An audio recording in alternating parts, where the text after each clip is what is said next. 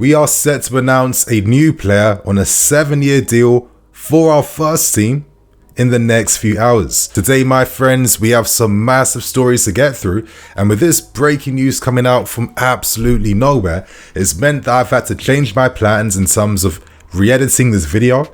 So now I'll have to release 2 news videos today to get through all the massive reports. So I hope you guys enjoy the videos, hit that like button, show us some love, and let's get straight into things. And we discuss the latest breaking club news involving more recruitment signings. Now, as we know, Neil Bath and Jim Fraser have left the football club, and in the meantime, we aren't wasting any time in finding the replacements for them. And as confirmed by Ornstein of The Athletic, we are set to appoint Man City's head of coaching, and he manages the under-9s up to the under-14s, and his name is Glenn van der Kraan. He only recently signed for Man City from, I think, Feyenoord in 2020, but one of the reasons why he is quickly deciding to leave Man City to sign for us is due to his great relationship working under Joe Shields. So that's clearly working in our favour. He is set to immediately join us, and he will be appointed as the overall head of academy. And essentially, he isn't a coach. He is more like the overseer, more like the manager with this role. And his role will include, of course, overseeing the talent identification and philosophy at the club. So if you're looking to maybe change the playing philosophy to cater it towards maybe creating that, intrinsic pathway to the first team, you have to start from those formative years. And it makes sense that you'll start to maybe retrain and reprogram how the under-19s maybe, think about the game and start from there as they get older. I don't say this to be cynical, but keeping it real, I don't know what his role was at Man City. He's only been there for 4 years. I don't know how much influence he's had. I know that from reports a few months back that Feyenoord made an approach to try and sign him. Yes, Man City have been losing a lot of people throughout their recruitment to coaching departments, but my thinking is just because you're from Man City doesn't necessarily mean that you're an upgrade that's coming here.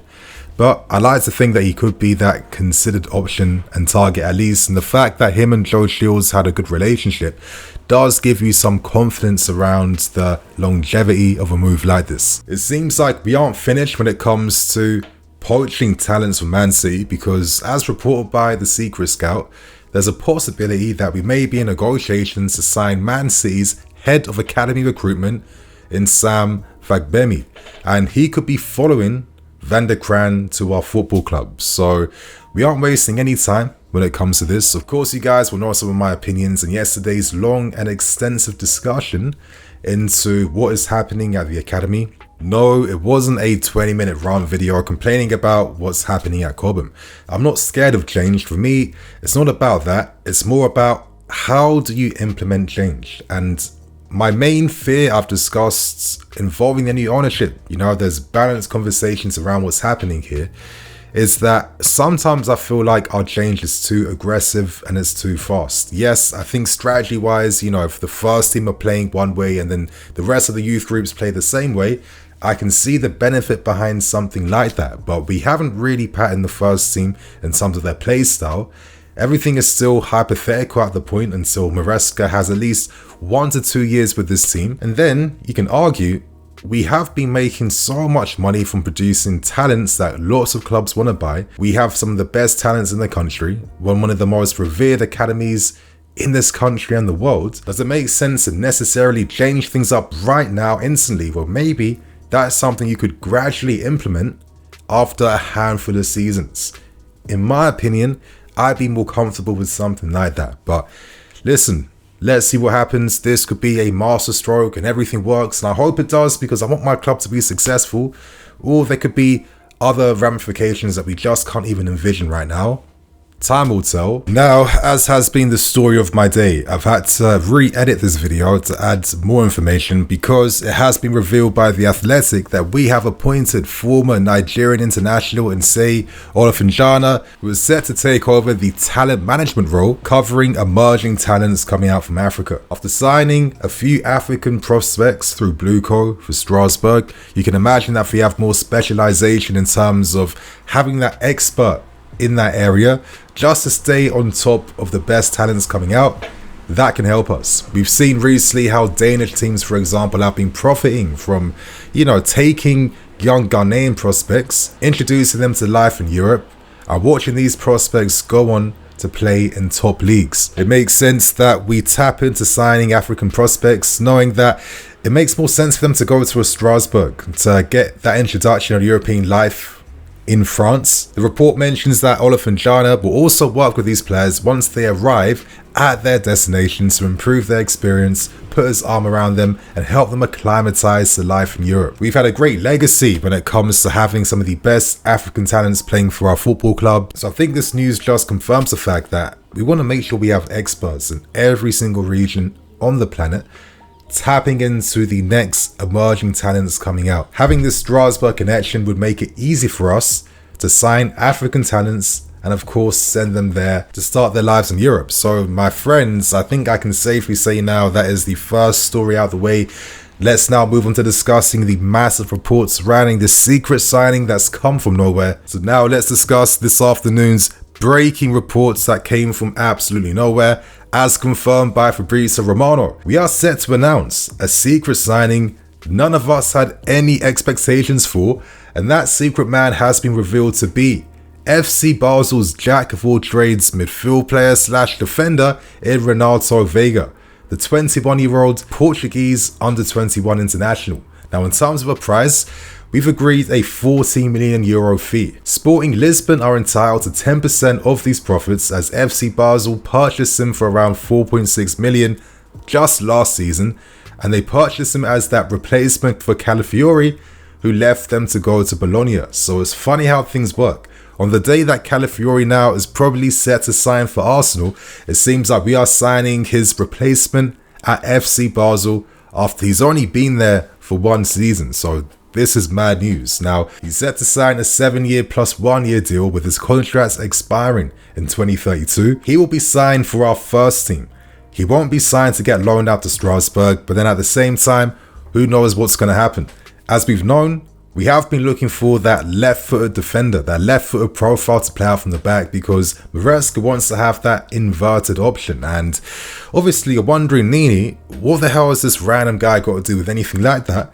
Is this an ambitious move? Why are we signing guys from Switzerland right now? What's going on? Talk some sense to us. My friends, I'm here to give you guys an explanation behind his game, what he's about, and why we could be making a purchase with someone like this. Now, we have to accept this. I think it has been confirmed now, and I think I just believe this fully. We are only signing top young prospects this window. I think this news confirms that, and that puts into context a lot of stories that we may be reading as the weeks go on by.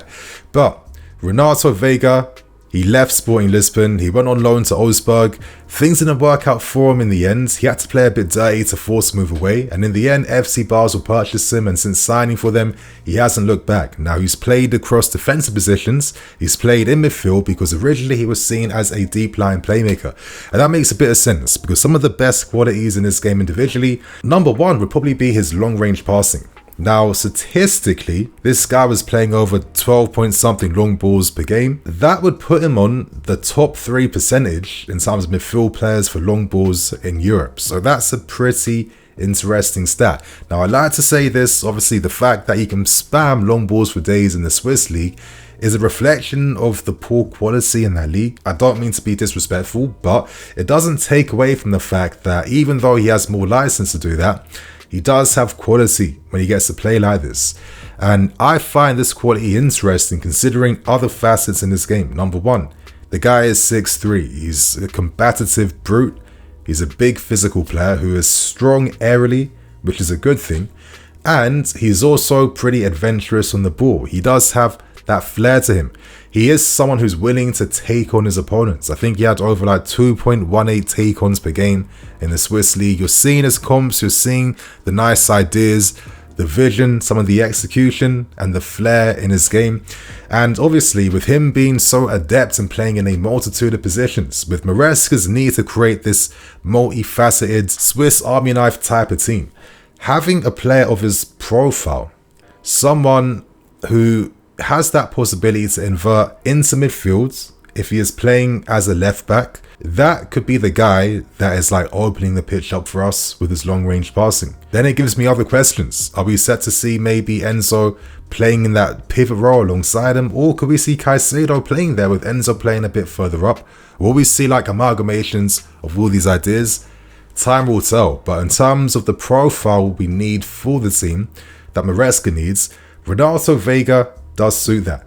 Now, I can't tell you that he is set to be like a guaranteed success. This guy is like one of the next unknown greats to come, but let's be serious, we can keep an open mind. I mean, some of the great players we've seen recently, look at players like Riyad Mahrez, who came from League 2, and N'Golo Kante. A lot of the greats we looked at, they came from unknown origins and unknown positions, right? So we can't act like if you come from the best academies, that only determines whether you're set to be an elite player or not. I think the fact that we are committing to buying him right now does express some confidence behind the recruitment's vision around the player and their belief that he can do something for us right now. I mean, physically, on the ball, in terms of the tactical fits and roles that he can provide for the team, he could do something. I'll keep him open mind, and I guess we're set to find out during pre-season, as our pre-season starts very, very soon.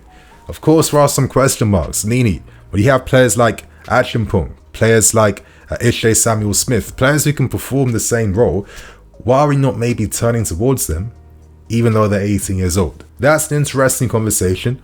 Let's see what happens with players like this, if they get loan moves or not. But in the meantime, I can only just be fair with the player we're set to sign out from nowhere.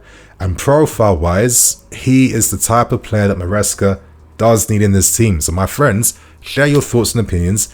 How do you feel about this news? Are you buying it? Are you excited? Do you trust the recruitment? Or are you a bit skeptical? And did you hope that we'd sign maybe more established players to help us with our league ambitions? Let us know below. But regardless, welcome to Chelsea Football Club, Renato Veiga. Share your thoughts and opinions, and my friends, on that note, I'm Nini FC, this is BlueLionsTV. See you all soon. Cool.